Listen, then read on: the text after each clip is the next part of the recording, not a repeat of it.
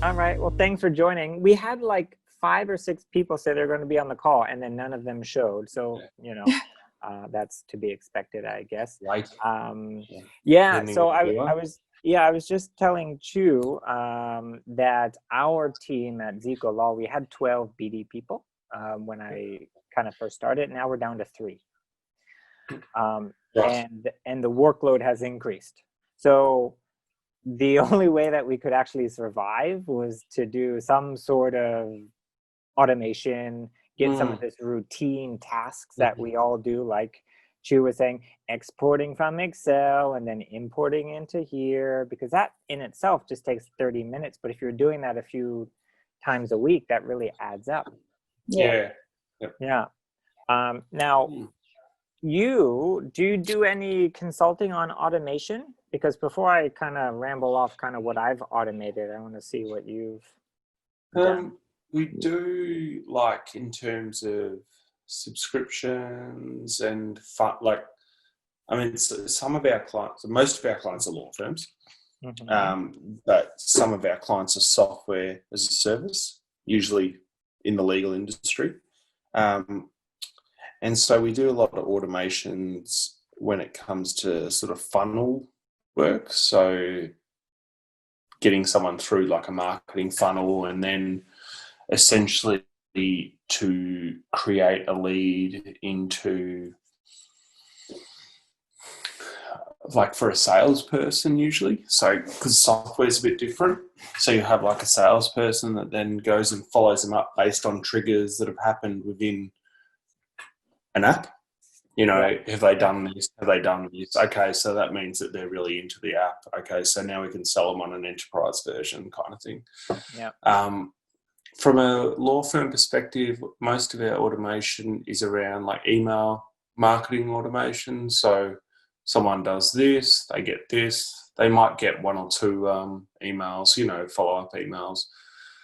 Like, I like the idea of automation, but I haven't seen that many use cases besides around like events. So things like follow-ups and, sending invitation, all that sort of stuff. But so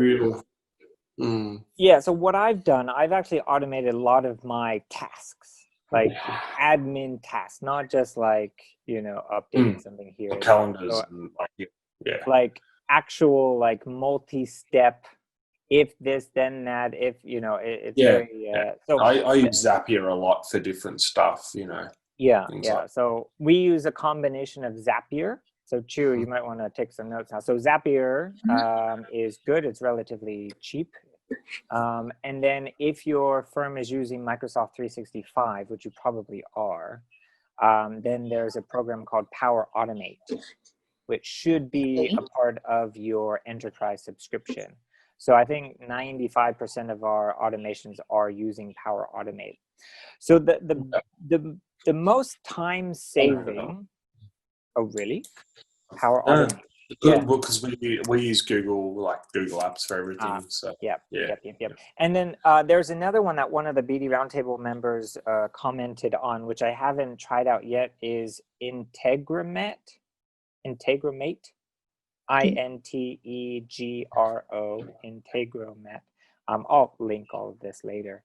But it's like Zapier, but better.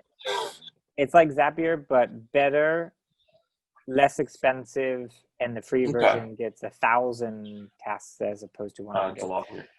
Yeah, so I found what I did when I wanted to look at my workflows and everything was I just took 2 weeks and I just took note of everything that I was doing again and again and again.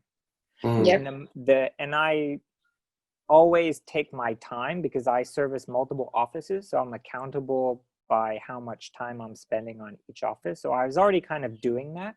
So I had a sense of where I was kind of wasting time. And the biggest time suck I found was creating reports for partners. Right? So the partner would say, okay, I want to see all of my real estate contacts from Japan or something. So then I would have to request from finance, I would get a very horribly formatted Excel. Then I would make a pivot table, and then I would format the pivot table, make it really nice and pretty, and then I would copy that pivot table into a PowerPoint so I could present it. Right? That's a lot of steps. And a simple report like that was averaging like an hour and a half. Mm-hmm. Right? It's not easy, it's simple, but I was doing that again and again and again. I'm like, this is bullshit. I'm done with this. So I'm finding another way. So I had the finance team create a database. So it's a very structured database, and that lives on Microsoft SharePoint, but you could also structure that in an Excel document, whatever. And then I used Power BI. Are you guys familiar with Microsoft Power BI? But it's like Excel pivot tables, but it's more visual. It's easier to set up. And that will, when I open that, that will automatically pull the data and adjust everything for me. So all I need to do is just click, real estate Japan, and all of the charts and things automatically adjust. Yeah. Right? And then that is linked to a PowerPoint. So when I open the PowerPoint, those files are linked together, so the PowerPoint updates automatically. That's pretty cool. Yeah. So I like that. And then I went a step further and I published the Power BI report, because it's all Microsoft. It kind of works all, together, onto an internal website for the partners. So the partners can go to it anytime they want and find the data that they're looking for. So I went from taking an hour and a half to 0, right? To do that. Now, as a compromise, if you're not using Power BI, you can just set up a Excel, right? You have all your data, the data structured how you want it, and you can pull the data from wherever you're storing it. And then when you're pasting into PowerPoint, you paste an embedded link. So now your PowerPoint and your Excel are linked together. So whenever you open up your PowerPoint, your slides refresh. So, you're just not having to redo all the pivot tables every time, which is a big hassle. So that was the biggest win, was all of the reporting. The second one was the very routine stuff of emails. So we get certain types of emails that are fine, like when a partner sends out a proposal, they'll BCC a specific email address. And then the business development team gets those so we can track when proposals are sent out and whatnot. So what I did in Outlook, so Outlook actually has pretty sophisticated rules that you can set up when you get an email. So that in itself is a good way to automate things. Yeah. I do a lot of that, with Google, but yeah. Yeah. So what I've done, like all of those newsletters that we get, I have it all forwarded to a newsletter tag. So they're not in my inbox, but when I do want to read them, I can go through at my leisure, and I'm not having to be hit in the face with all these emails. Do you guys use Slack or an instant messaging? We use Slack and Teams. Well, at work, we use Teams. Yeah. One of the things I've recently done is have all my newsletter emails go to Slack as well as like a Google filter. But then I might share my screen because sure. I have to. It's easier to show. I think I have to give you permission. So these folders here are like some of my emails, and so rather than having to click on an email, these are like marketing agency consultants, and so I can just quickly kind of look at it there, rather than I just find that so much quicker than checking an email, archiving it, etc. Yep. So you can have like in Slack emails sent to your Slack account, and then I have legal, industry staff. Just go on. I've done pretty much the same thing, but with tags. So Yeah. It skips my inbox and it's just moved into my newsletter. And I have a paper trail where all of my like receipts go. Yeah. So that's cool. And then this is a really cool tool called Agency Analytics, which is built for agencies as well. But there's no reason you can't just buy it like directly. Yeah. I've picked this client because it's non-legal. It's like my only non-law client. So Okay. Yeah. And so they're a software as a service company. But you basically just have feeds of everything, like your social media, your email marketing, obviously your web traffic, etc. And you can see things like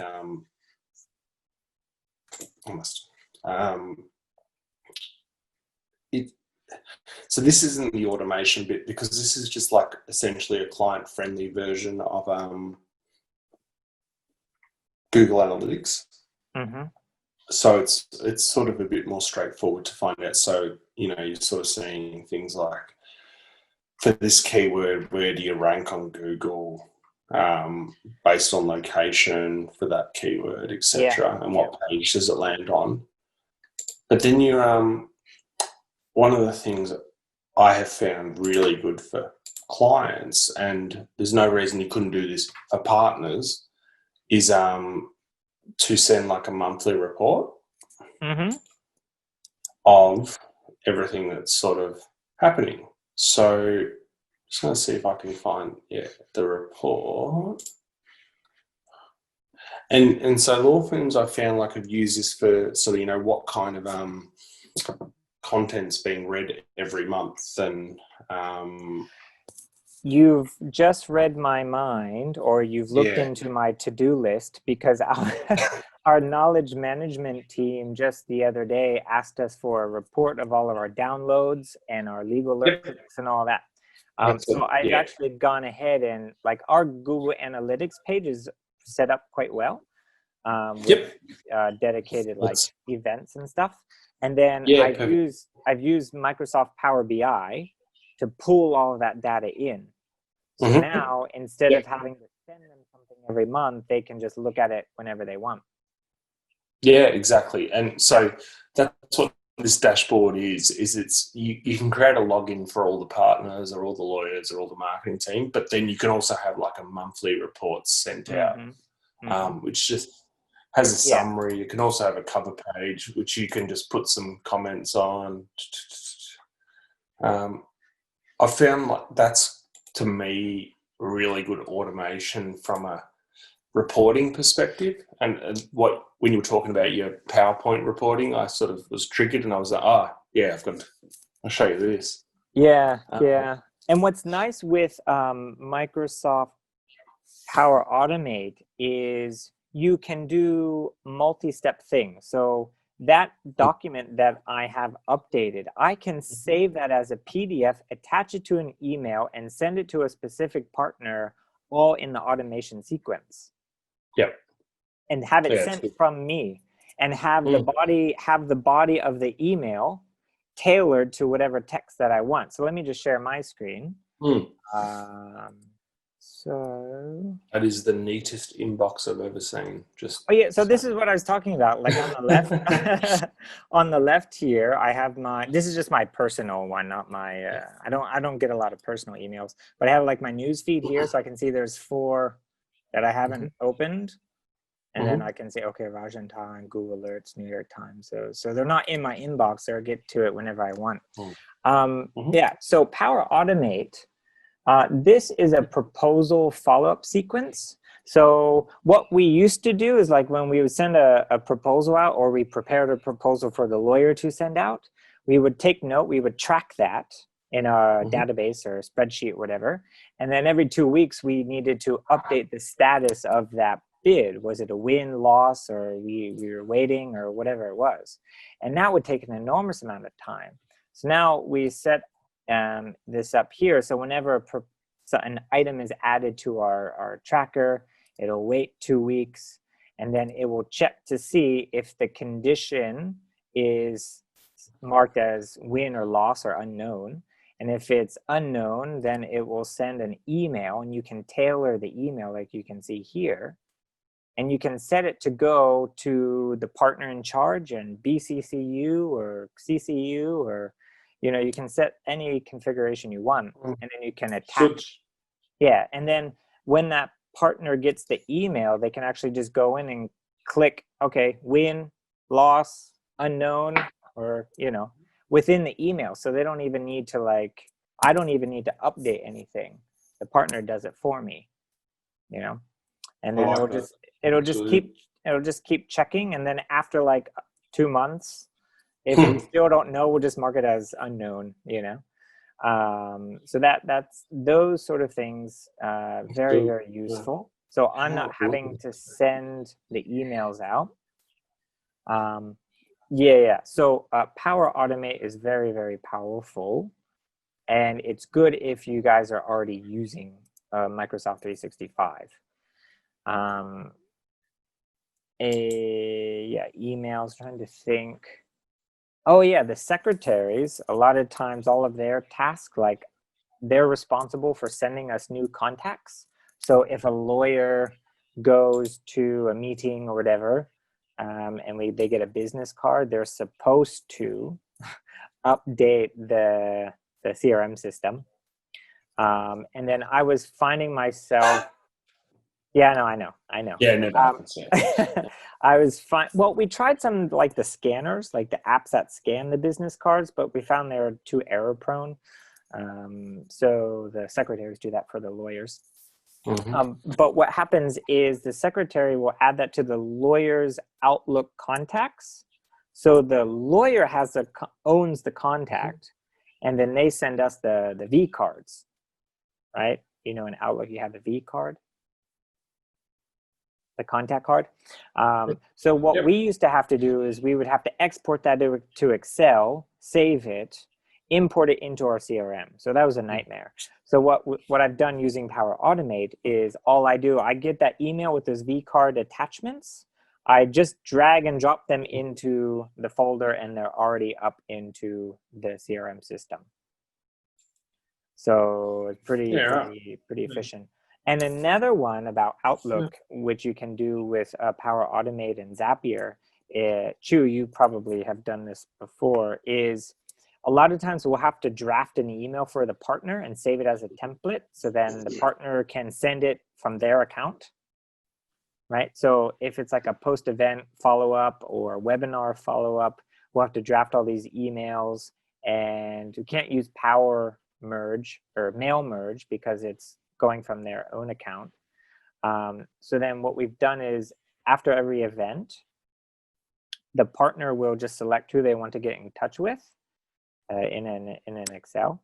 And then when that Excel is tagged, it will wait, I think, 1 hour or so, and then it will send them all of the people that they want to get in touch with, pre-written emails as an attachment. So then the partner, when they want to respond back to that person, all they do is just open up the attachment, which is an email, and it has a pre-written message based on the event that they attended. And then the partner usually likes to write a little tailored message, right? Because you don't want it to sound too cookie cutter. And then they just write their tailored message and they hit send. So that whole process used to take hours trying to, format that and get it all done. And now that's done without any involvement from our end. The partner just does it. They click who they want to send an email to. They'll get the emails already prepared as an attachment, and they can just send it out. Good. Yep, that's helpful. Yep. Zapier, you mentioned. Yeah, that's done with a combination of, so you have to be a bit creative because Power Automate's good, but it doesn't do some things. And Zapier is good, but you can only use the free version so many times. So we have a Frankenstein automation sequence. And kind of I'm the only one who kind of knows how all the pieces work together. But it gets the job done and it works. So we're just waiting for some money to invest in the full Zapier subscription. Right. Yeah. Yeah, so that's pretty much, that's what I've automated away is reporting, all of the emails and the to-do lists and all of that sort of stuff. I was doing again and again and again, doing the exact same way. That can be automated. It's away. boring. Like that's not the kind of work you really want to be doing. You know, No, like if you can, no. yeah, that's what I like about it. Yeah, yep. And you don't need to pay a secretary to do that because you have these systems, and the law firm really isn't paying us to do all this secretarial stuff. They're paying us to be advisors and do all the business development. But all this other stuff isn't business development. Yeah. One of the things I've found I've been able to automate is getting feedback from clients, and I don't think this is a perfect system, but it's worked to a degree. Mm-hmm. So after sort of small matters, I've set up a Google form where the lawyer can ask for feedback and basically send a pre-written email. They put in their email address, who they're sending it to, the name of the person, and obviously their name. And what it does is it will send an email asking for a review on a SurveyMonkey form, or I think we've set it up now that it's a web form just on their website. Okay. But one of the things we would be able to do with an if this then that kind of function was, if you know they're going to be good, ask them for a Google review as well. So you just tick a box, and that would put a sentence in the email that says, "We would love for you to leave a Google review," and you can do so here. That's good. If you don't think that they're going to be good, you don't ask that because you don't want obviously that. Right. Yeah. So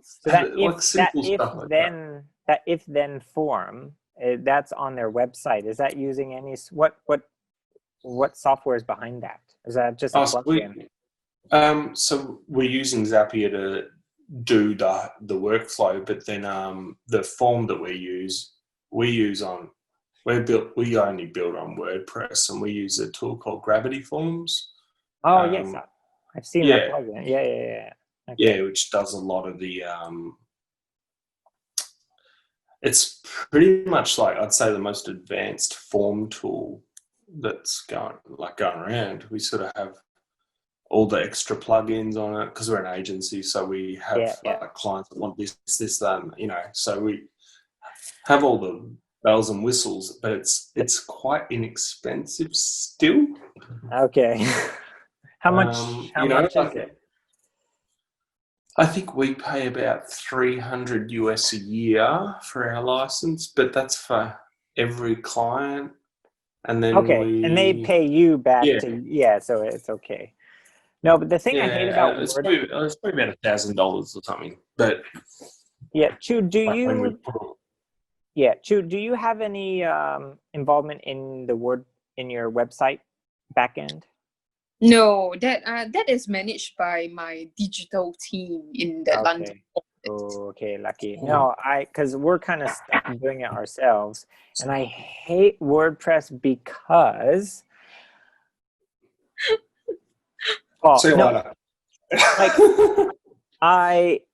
you need a plugin, and then each plugin will need another plugin, and then you need to install another plugin, and then before you know it, you have all these damn plugins.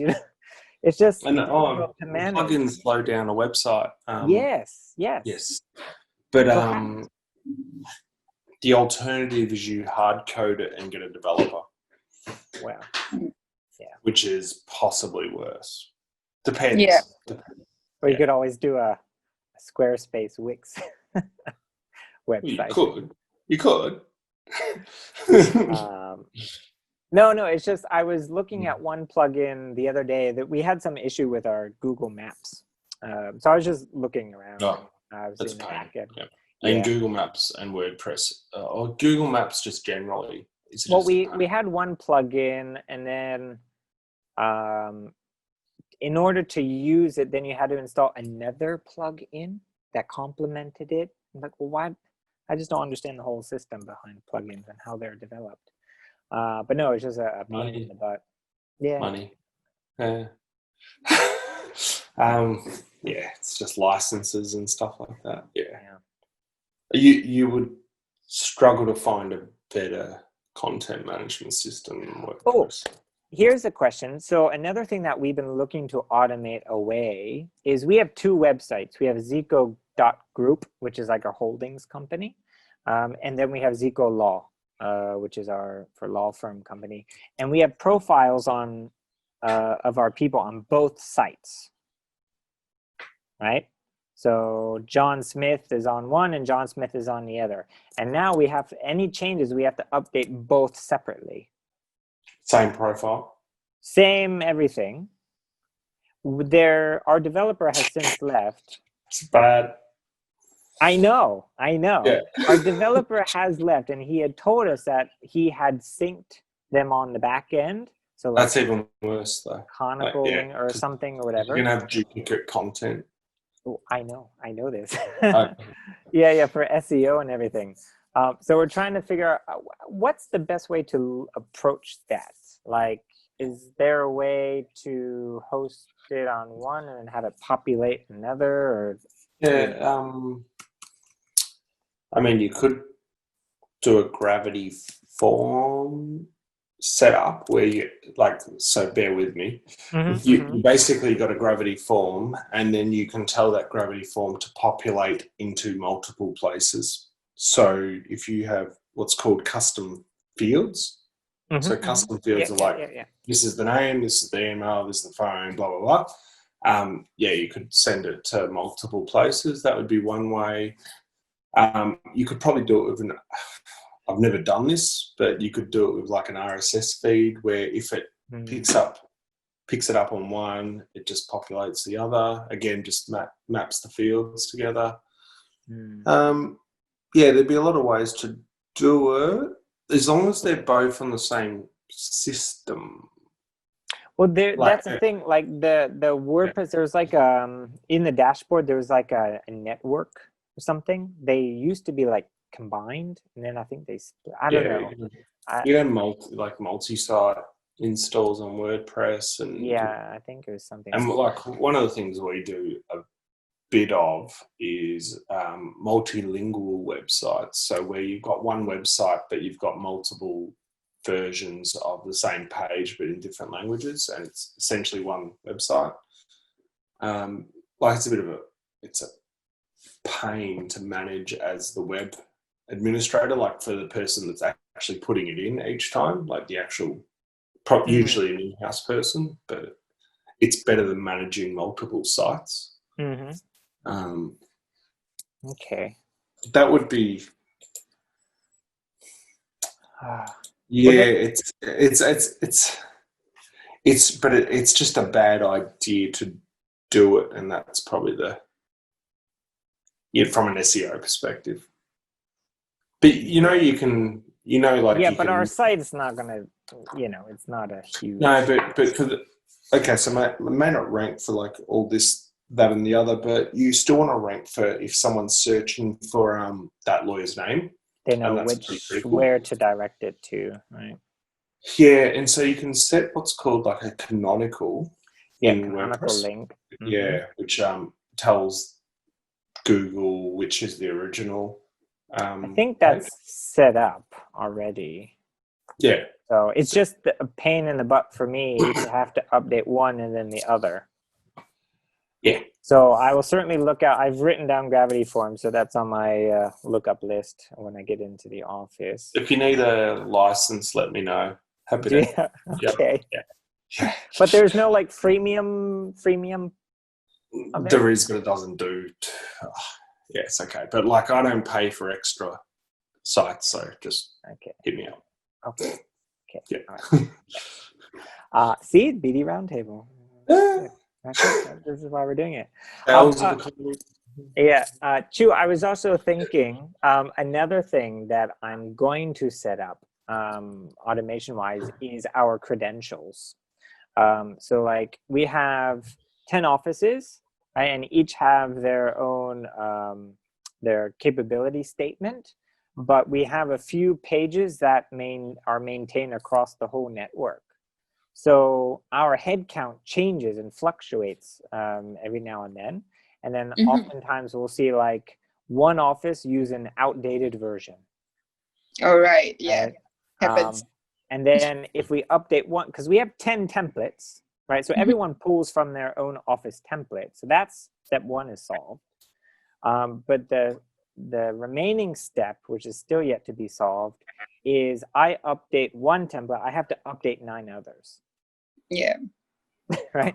So that becomes a pain. How do you guys manage that? I don't think we automate it. It is a pain that I just live with. Well, I'm done living with all this pain. I want to find a way to fix it, because we use a mixture of PowerPoint for proposals and Microsoft Word for proposals. So we have a template in both, like a you know. So there are a few plugins for PowerPoint which you can install, which will like pull the content from a shared database, and it'll just update head counts and things, like a slide library. So we're looking into that. So that will be a big time saver, I think, going forward. All right. Would it pull across like pictures as well? Yeah, pictures. So basically you have a database, so like lawyer CVs and pictures and case studies and credentials. You just have it stored, and then whenever you open the PowerPoint, it will pull an update. And what's even nice is if someone shares, like recycles an old proposal, which all lawyers do, it will ask you if you want to update to the newest version. Right. Yes. Because I've seen lawyers send proposals like that are 4 years old with no updates in the statistics and stuff. And yeah, so now if someone sends it out and they reference that document 3 months later, they'll open it up and it'll ask, okay, this has been updated, this is updated, this is updated. Do you want to update or do you want to keep it? And then they can just update. Wow. Okay, what program is this called again? It was like some plugin from Germany or something. I'll share it with you. But that was for PowerPoint. We haven't purchased it yet. It's very cheap. It's like $100 and some. I was just looking. Oh wow! First. Yeah, super cheap. But there were some issues about the data, where they store the information on their servers. But we came to the conclusion that all of the data that we would be storing is non-sensitive anyway, and it's on our website. So it's not an issue. Okay, cool. Yeah, I'll send that over when I get a chance. But no, there's a whole bunch. Because Microsoft used to have a program called Slide Library, but in SharePoint, but they got rid of it. Right. So yeah. Okay. All right. Cool. How about you, Paul? So you run an agency. There's bound to be lots of things that you automate, like intake forms and all that sort of stuff. Do you mainly use Zapier? We're working on all that, like the intake forms, and that's funny you say that because we've literally been doing that this week. Automation. I mean, some of the things we automate is if we're going to publish content on a client's website, that once we publish it, automatically notifies them. Just simple stuff like that. Rather than having to tell them, send an email, hey, we've just posted this on your website. It just sends it. Yeah, I'm trying to think. I used to. This is really lazy, but that's the whole point. We do timesheets, and I used to have it set up so that my phone would track where I was in Melbourne. Okay. Yes. And actually, so I would put an entry in my calendar when I went to the office and when I left that office. So then my PA could put the timesheet in. Good. That's how. So GPS tracking. Trying to think of some more obscure stuff. Well, I do something similar. So like when I leave Yeah. the office, I have a Apple, so there's a program called Shortcuts. Yep. Yep. And there, so like the proximity one, so whenever I leave, it'll say, honey, I'm coming home now, or something like that. You know, I also take like a daily note of everything that I did that day. So I have that set up to create it. And I used to have to like type in the date every time because I like to reference it. So I set it up so Notes, it'll put in the date exactly how I want it formatted and stuff, and it'll pull all of my calendar events in, and then I can take notes. So just little things like that, which you do routine all the time, are perfect little automation things you can set up. Steve, you know Steve Tyndall, who I think was on this. Yeah. So we had a good chat the other night, and we were talking about automating the house with like lights and things like that. You know, so when you leave the house, all the lights go off, and it's like there's always a loophole. Like he's an IT guy, he knows this. Where you go, he'd make sure you walk past this sensor to make sure all the lights go off, and it's like, there's always one thing that's just wrong. Well, that's the thing with automation, is you think it'll give you some peace of mind, but and then you wonder about the automation. Well, most of it, you're worrying, well, is that correct? Or, oh, that failed. Why did it fail? And then you end up spending more time doing, so you don't have to automate everything, right? Because there was a time when I would try to automate everything, and I was just, it's not worth it. But generally find like Zapier, the tools that you mentioned are really interesting from a Microsoft perspective. There was that have you ever heard of just if this then that? Yeah, but I found that it's pretty very simple. Like it's super simple, and they didn't have any integrations that I needed to use with it, so I just haven't. If you use Mac, I think you do, right? I thought I saw you have a Mac. There's something called Alfred. Have you heard of Alfred? It's like one of the top like automations for Mac. Right. So Alfred, type in Alfred. There's also something called Automator, which is built in. But check that out. There's a whole bunch of YouTube people who shared what they've done. But I listened to a podcast of a guy who runs Zapier courses, and he just loves automation. Well, I'll tell you, I had set up a company, and I actually called Maceron, and I advised 3 clients on automation. And this is when I was like automating everything. Just automating their back end, just kind of what we talked about, like intake forms and stuff. And there are some people doing things incredibly inefficiently, and they've hired people just to do things which they can be automated away. So a business who doesn't seriously take a look at their back end operations and automation, they're just wasting a lot of money, time. I agree. There's money to be had. So if you want to be a automation consultant, that's another avenue. You can set up a side business or offer that service. Well, you are already hustling, right? Or this is your main. Your main thing. Side hustle. I just wanted to say a side hustle. That seems to be the thing everyone says. So the BD Roundtable is my side hustle, but I'm not doing it for any sort of money.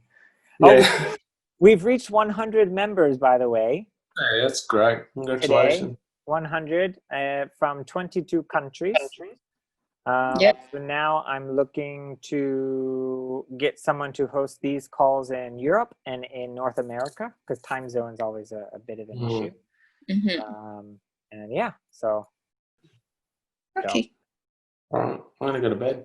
All right. Yes, me too. I'm going to put my daughter to bed. So thanks for joining. I'll try and have this video up as soon as I can. Right. So maybe I'll automate it away. Nice. All right. Take care. Bye.